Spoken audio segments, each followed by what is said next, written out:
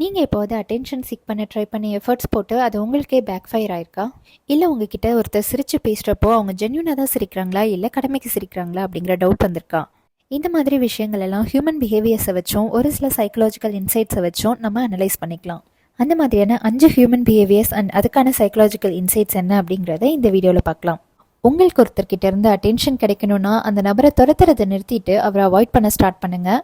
வேணும்னே அவங்கள அவாய்ட் பண்ணும்போது உங்களை யாராலையும் அவ்வளவு சீக்கிரம் வின் பண்ண முடியாது அப்படிங்கிற தாட்டை அவங்க மனசுல ஏற்படுத்தும். இந்த பிஹேவியர் நீங்கள் அவங்கள கவனிக்கணுங்கிறதுக்காக நிறைய எஃபர்ட்ஸ் போட வைக்கும். ரெண்டாவது, நீங்கள் ஒருத்தர்கிட்ட பேசுகிறப்போ அவங்களோட கண்களை பார்த்து பேசுங்க. அப்போதான் அவங்க பொய் சொல்கிறாங்களா இல்லை உண்மையை சொல்கிறாங்களா அப்படிங்கிறது உங்களால் யூகிக்க முடியும். பெரும்பாலும் ஒருத்தர் பொய் சொல்லும்போது அவங்க உங்களை விட்டு விலகி தேவைக்கு அதிகமாக அடிக்கடி சிரிப்பாங்க. அடுத்து மூணாவது, உங்ககிட்ட ஒருத்தர் உண்மையாக சிரிக்கிறாங்க அப்படின்னா அவங்களோட கண்கள் சுருங்கி இருக்கும். அப்படி இல்லைன்னா அவங்க சும்மா கடமைக்காக சிரிக்கிறாங்கன்னு அர்த்தம். புத்திசாலியான பீப்புளுக்கு ஃப்ரெண்ட்ஸ் எப்போவுமே கம்மியாக தான் இருப்பாங்க. அவங்க எல்லார மாதிரியும் ரொம்ப சோஷியலாக இருக்க மாட்டாங்க. இதனால் அவங்களால அவங்க கோலில் ஃபோக்கஸ்டாக இருக்க முடியும். அது மட்டும் இல்லாமல் அவங்க லெஸ் சோஷியலாக இருக்கிறதுனால மற்றவங்க அவங்கள பற்றி என்ன நினைக்கிறாங்க அப்படிங்கிறதுல கவனம் செலுத்த மாட்டாங்க.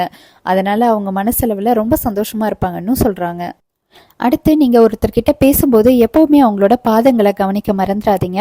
அப்படி நீங்கள் பாதங்களை கவனிக்கிறப்போ நீங்கள் பேசிகிட்டு இருக்கக்கூடிய நபரோட பாதங்கள் உங்களை நோக்கி இல்லை அப்படின்னா நீங்கள் சொல்கிற விஷயத்தில் அவங்களுக்கு இன்ட்ரெஸ்ட் இல்லைன்னு அர்த்தம். ஸோ அந்த டாப்பிக்கை அப்படியே நிறுத்திக்கோங்க. நீங்கள் எப்போது சோகமாக இருந்தீங்கன்னா நீங்கள் சந்தோஷமாக இருக்கிற மாதிரி ப்ரிட்டெண்ட் பண்ணாலே போதும், நீங்கள் பெட்டராக ஃபீல் பண்ணுவீங்க. ஏன்னா நம்ம சந்தோஷமாக இருக்கும்போது நம்ம பிரெயின் டோபமைன் அப்படிங்கிற ஹார்மோனை ரிலீஸ் பண்ணும். நம்ம சந்தோஷமாக இருக்கிற மாதிரி ப்ரிட்டெண்ட் பண்ணும்போது உண்மையாகவே நம்ம சந்தோஷமாக தான் இருக்கோம் அப்படிங்கிற மாதிரி நம்ம பிரெயினை நம்ப வைக்க முடியும். இப்படி பண்ணும்போது நம்ம பிரெயின் டோபமைனை ரிலீஸ் பண்ணி நம்மளை பெட்டராக ஃபீல் பண்ண வைக்கும்.